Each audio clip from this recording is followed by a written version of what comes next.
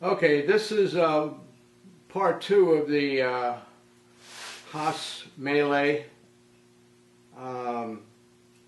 It's just going to be me talking about myself again. So if part one bored you, more of the same, please turn it off and go do something interesting rather than watch this. It's going to be about me purchasing a Haas, getting it delivered.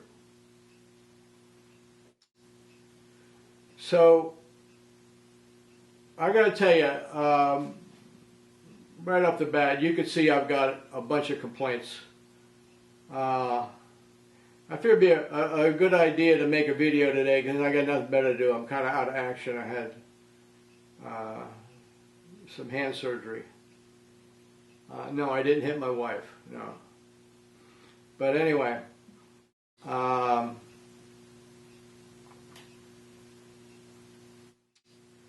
the Haas salesmen are very friendly guys. They're not pushy. They know a lot about the machines. And here it comes. They don't know everything. And sometimes you'll get a question and you'll ask them and they'll say, I don't know. Okay, no problem. Okay, you don't know. Who could I talk to? Well, I don't know.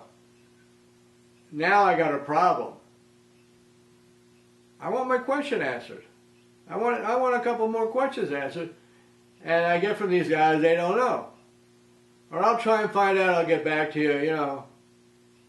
And maybe by then you'll forget about it. Yeah. So the problem is you almost totally have to deal through with your Haas salesman. Now he's got a boss and you'll probably end up going to him. But he's just sort of the head of the department. So he knows more, and he'll answer more of your questions, but you might hit a snag there, and he don't know. And that's kind of frustrating to me. As I said in the first video, I like to know everything that's going on that I can, and plan for every contingency and know exactly what to expect, because something always goes wrong. Baby, take that to the bank.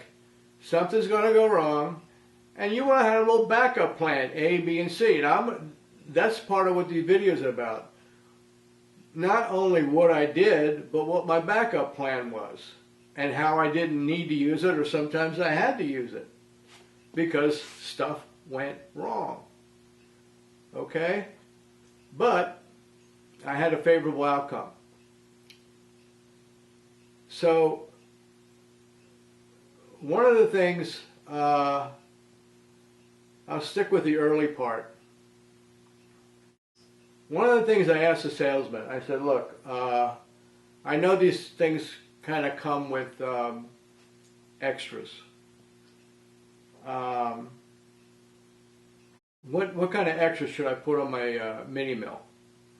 And I ruled out a mini mill too because they're bigger machines and stuff. I didn't need it. They do more. They're kind of neat, but it's not something that I really need to go into. I didn't need any other advanced thing. So the guy said, well, I would recommend you get rigid tapping. Now I had just learned what rigid tapping was, you know, not many days before making this order. And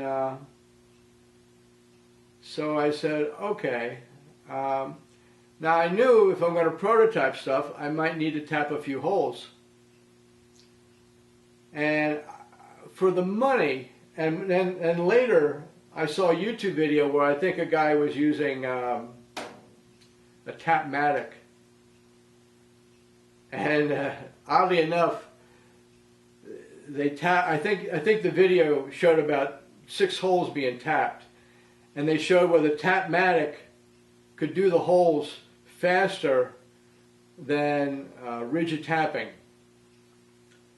And you can get a Tapmatic, I don't know, $300-400. And the rigid tapping is way more.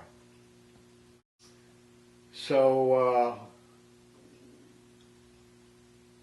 I don't know. That's another tip. If you are familiar with rigid tapping and you think that's the way to go, but if you don't think you're going to do a whole lot of tapping, if you could figure out how to program your machine to use a Tapmatic, which I can't help you, then that's a consideration.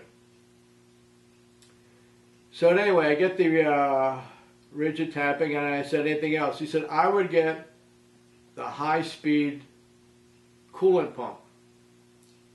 And that's like an extra $700 just to go from, I don't know, 1 horsepower to 2 horsepower or whatever, or heavy-duty coolant pump. But I got that. I don't know, it wasn't extravagant. And I said, anything else? He said, nah, that probably ought to do, you know. Because there's other stuff. I mean, there's this Bremfro probe or something like that that's $5,000. You know. But you can add on goodies, you know. It's like going to the camera store and say, here, and money's no object. Give me what I need, and the salesman will smile and say, you bet, babe, we got you. Do that in a golf store, a fishing store, a jewelry store, they'll take care of you. No, but that's kind of what I went with as far as that goes.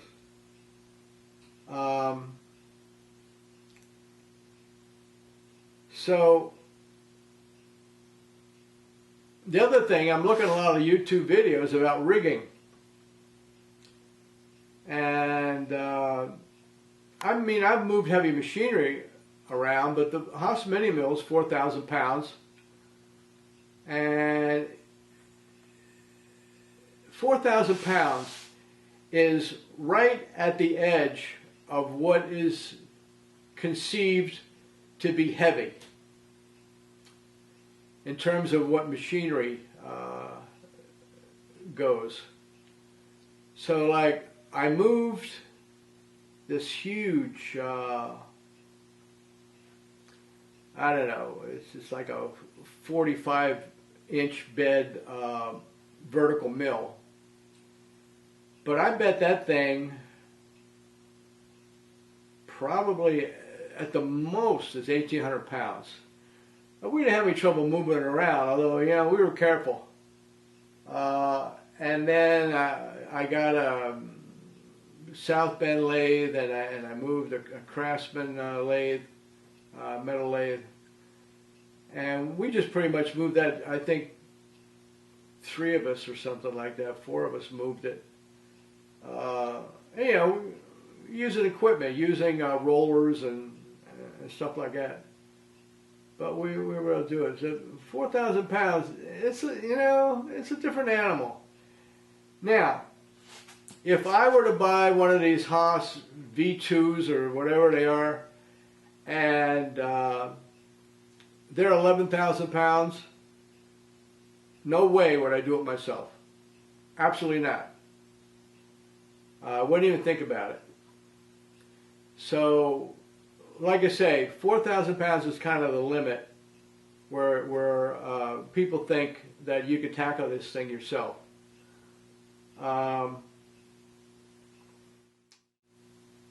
So I started planning for that and watching these YouTube videos on rigging. And then I'm afraid to do it myself.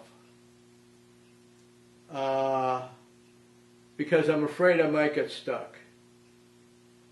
And then the salesman tells me this horror story. He says, yeah, you want to do it yourself? Well, we had a guy do it himself, and he had a forklift, and when he got off the truck, he pushed the handle the wrong way, tilted it and dropped the damn thing, you know, from like 5 feet, 5 feet up. And like, I love to hear horror stories. You name it, I love it. Because it makes me remember that that's something I don't want to do. You know? They had a video on Facebook where they had like 6 forklifts unloading this, looked like railroad tracks. The railroad tracks looked like they were 50 feet long, like 4 or 6 forklifts are lifting it. But then they came down off the hill, and you can see the mistake they made. They didn't tilt the lift back. They kept it out there. Well, when a forklift rolled down the hill, that changed the angle. So the lift was like that when they rolled down the hill. Now the attitude was like that. All this steel fell off. It even wrecked the railway cars. So this image is going through my mind. Man, you know, this stuff's dangerous. You pick up heavy stuff. I mean, gravity is your enemy here, man. So I'm very mindful of that. So, talking about the forklift, I'm going to need a forklift to get this off. Well, in my area, 5,000-pound forklifts are everywhere. Now, granted, this thing weighs 4,000 pounds. You're going to get a 5,000-pound forklift. You got no problem, right? Not so fast, buckaroo. The thing is that if you're lifting 4,000 pounds on a forklift that's 5,000 pounds, maximum capacity, you've got 4-foot forks. So you got the 4-foot forks, and what they figure is right in the middle of those forks is you have 4,000 pounds. All right? Now the old saying is, a guy said, give me a fulcrum and a lever long enough I could move the world. Right. Well, now the lever and the fulcrum are working against you when you start putting the weight further and further out on the forks. Now there is a formula for that. How far out you can go and safely use a forklift.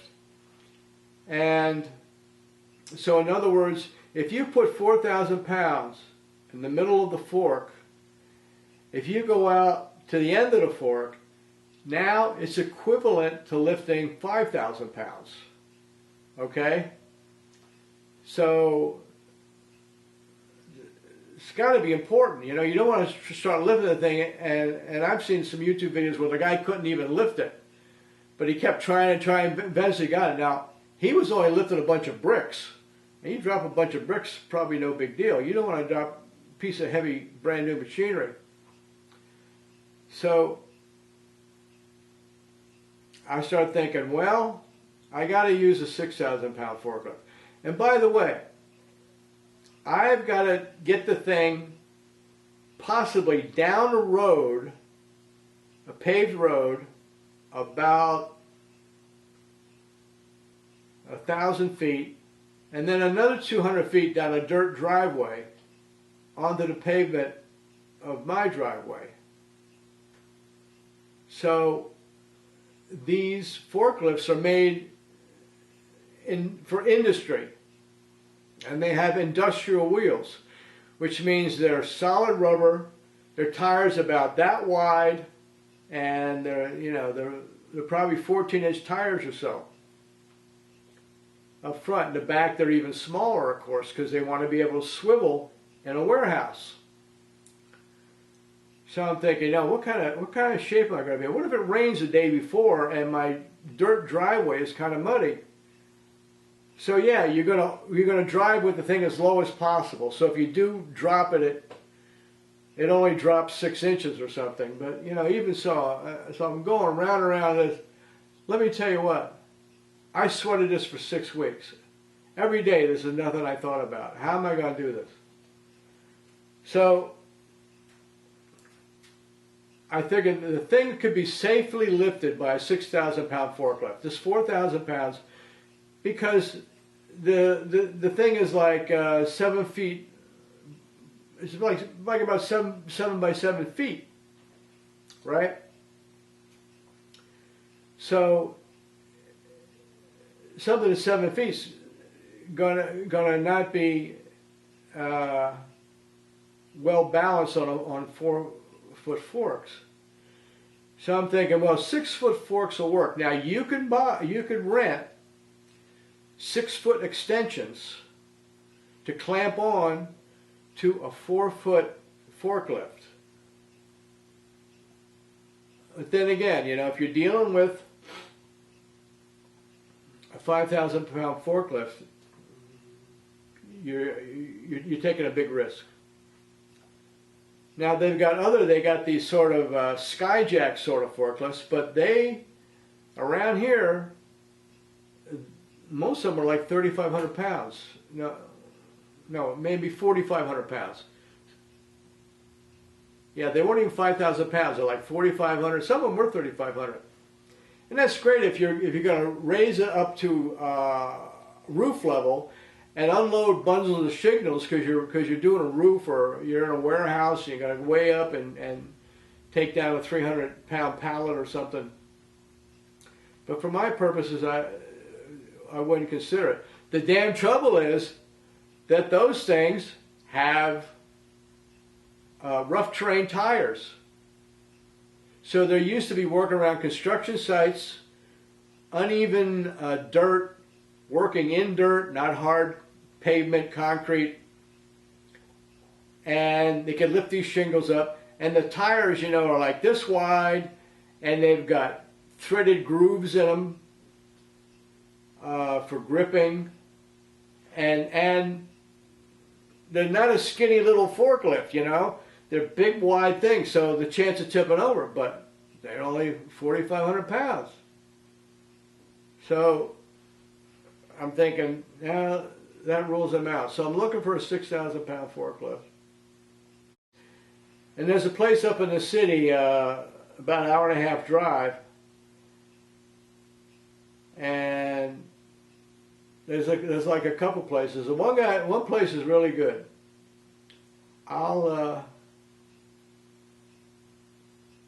I gotta say that they're really helpful. So okay. So I talked to the guy and I actually go out there and look at the machine and all I got. I'm doing a lot of prep work for this thing.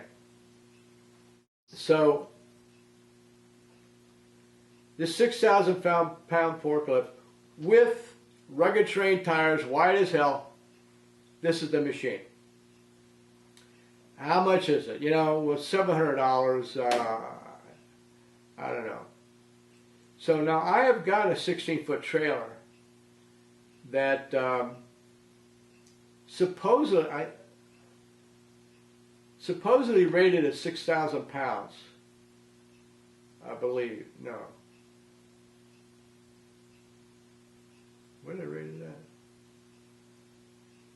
Yeah, I think it was rated 6,000 pounds.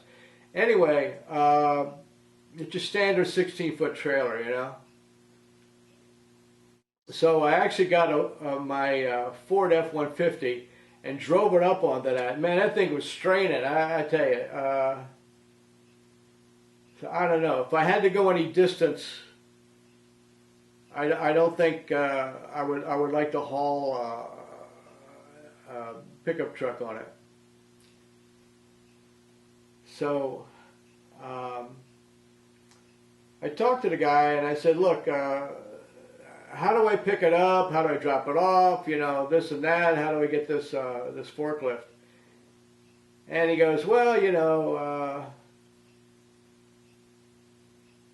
you got one of those 60-foot trailers? He goes, you can't put that on there. I said, no. He said, no, you got to rent a trailer. Now, you know, here's some more money. You know, here's more, a couple $100. I got to rent a bigger trailer. And he says, how you gonna hook it up? I said, well, I got F-150. He goes, He says, maybe a 350. You don't want to. I'm like, holy shit. So, anyway, they will deliver it for an extra $200 or something like that. They will deliver it. And they'll pick it up. Okay. I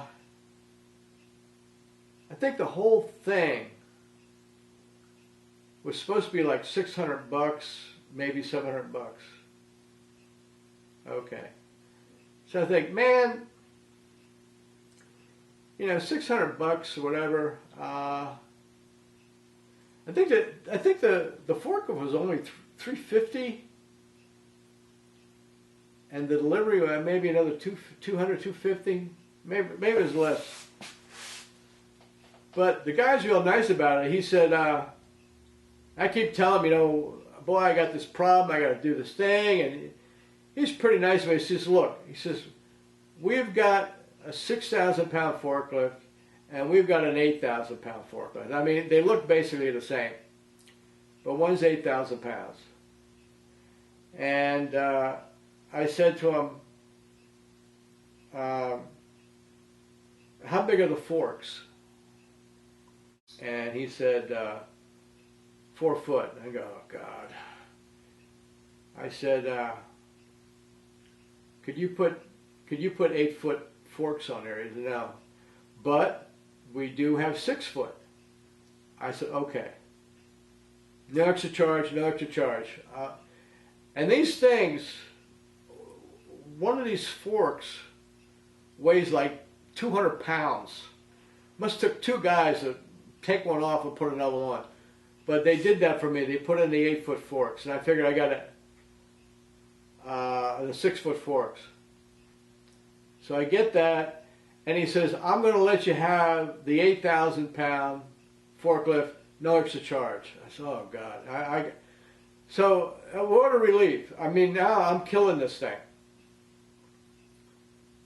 So going back to trying to get some information off the salesman, I said to the salesman, okay, you know, how they ship it, what's the pallet like? And he said, pallet? I don't know anything about pallets. I'm a salesman. I says, fine. Who does? Oh, we don't know this, we don't know that. So apparently Haas ships their machine to a shipping company close by, and then they take that machine, they put it on a pallet, and they ship it. And they do it themselves. So somehow I got the phone number of somebody at the shipping place. I squeezed that out of the Haas guy, I guess.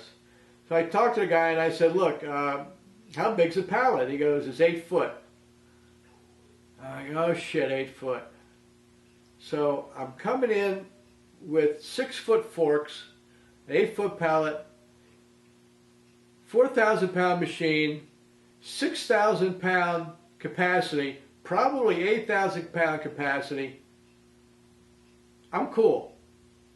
I'm scared, but nah, you know, I'm cool.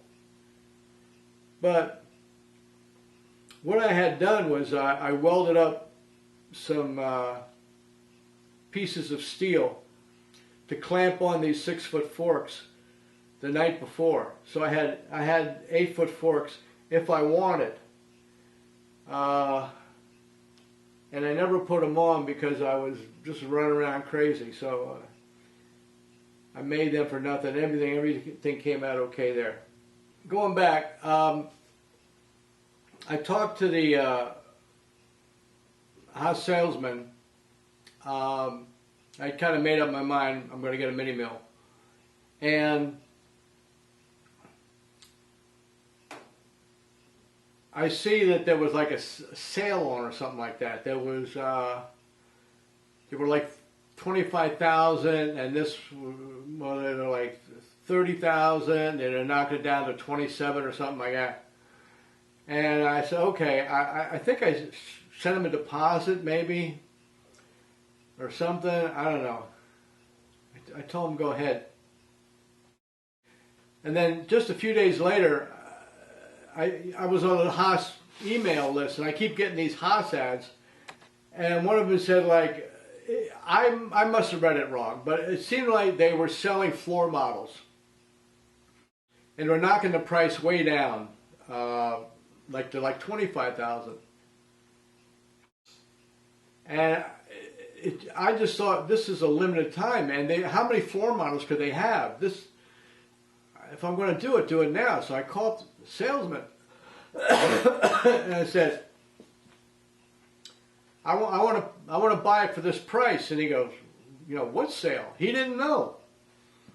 So he got back to me. He says, yeah, apparently they'll knock this off and this. I said, well, look, it's this percentage. He goes, yeah, well, it's this percentage of that. You're not getting that much off, but it was more than what we agreed on the first time. And they add shipping to it, which is, it's not terrible. I don't know, it was like $1,200 or $2,200 or something. And then I had to pay for the rigid tapping and the high-speed pump. And he puts on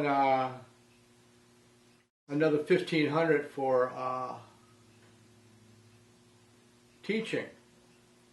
Like, didn't ask me about it or whatever, he just put it on there. And he didn't say anything about it. I figured kind of standard. I mean, what the hell? If anybody needs teaching, I do. I thought maybe I'd go to their facility and learn something like that. But they have a guy come out. So $1,500 is a lot of money. So I'm going to talk some more about that. But I don't know. I probably needed it. So I get a hold of the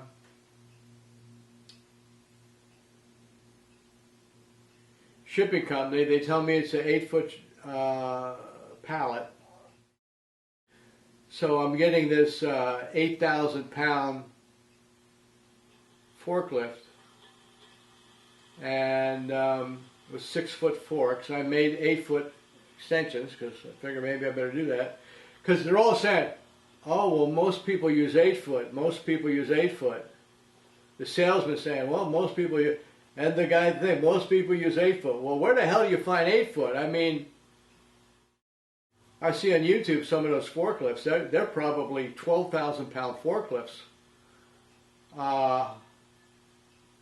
And they've got 8-foot forks. But for Christ's sake, they're picking up 10,000-pound machines, So this was 4,000. So when the thing comes, it's loaded on a flatbed truck, and when they ship it, they put several machines on. They put like 5 machines on, and a mini mill is wider than it is deep. So if you can get the mini mill to pick it up from the front where it's less deep, you got more of a mechanical advantage. But when they ship it, of course, they're going to put it long ways across this 8-foot flatbed for efficiency. That way they'll get more machines on. So never expect that you're going to get the short end facing you on the side of the trailer. So when it comes, I did get the truck to come down my street. I brought the 8-foot extensions that I made out of angle iron up to the front of the yard, but my son said, look, you don't need to put those on because the mill was shifted on the pallet to the right. So in other words, it had an 8-foot pallet, standard pallet, custom made, but looked like a standard pallet. And there was like 2 foot hanging off on the left side, and like, you know, just a few inches on the right side, that was facing the forklift. So the 6 foot forks could get under the machine. You could see quite easily beyond the base of the machine, because the machine, it comes down and it's kind of pans in and then comes down, and the base is only like 4 foot, whereas the outside is like 7 foot. And so got the 6 foot forks under there. The forks didn't go to 2 feet to the edge of the pallet, but it was well under what should be the center of gravity of the machine. And that 8,000 pound forklift, just no problem. No problem. Now, why did I do it myself?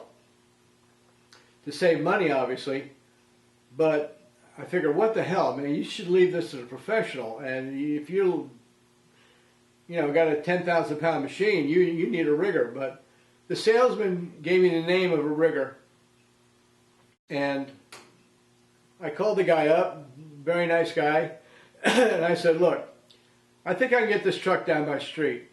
So all you need to do is go to the end of my driveway and bring it down 200 feet, a dirt driveway, drop it off. He says, well, I don't know. I'd have to come out there and look at it. I said, yeah. Well, what do you think? He says, anywhere from $3,500 to $5,000. Oh, great. Well, it sounds like you can negotiate with these people, so it maybe wouldn't have been $5,000, but who the hell knows? And that's something I didn't need. I didn't need $3,500 either. He said, well, we guarantee it, we don't drop it, blah, blah, blah, I said, nah, $3,500 for that little amount of work. I said, it's only 4,000 pounds. I'm not quite cavalier enough to do it with a 5,000 pound industrial forklift, but I knew now that I could find this 6,000 pound machine and get it delivered. So I think if you're going to unload a big machine, you definitely need a rigger. It's not something you could safely do unless you have the equipment. I did my 4,000 pound machine, and I think that it went pretty smooth. That's my experience. Haas always seems like they have something on sale, so I shopped that around. Again, I'm happy with the Haas. I think knowing what I know now, I might have been happy with a Tormek, only because they're so much smaller and cheaper, and would fit my needs. But I don't know. Once I have to cut a steel part or something like that, I may be happy that I've got the Haas. I'm going to talk a little bit more about moving the machine and getting it set up and those things, and we'll be ready for Melee number 3 hopefully.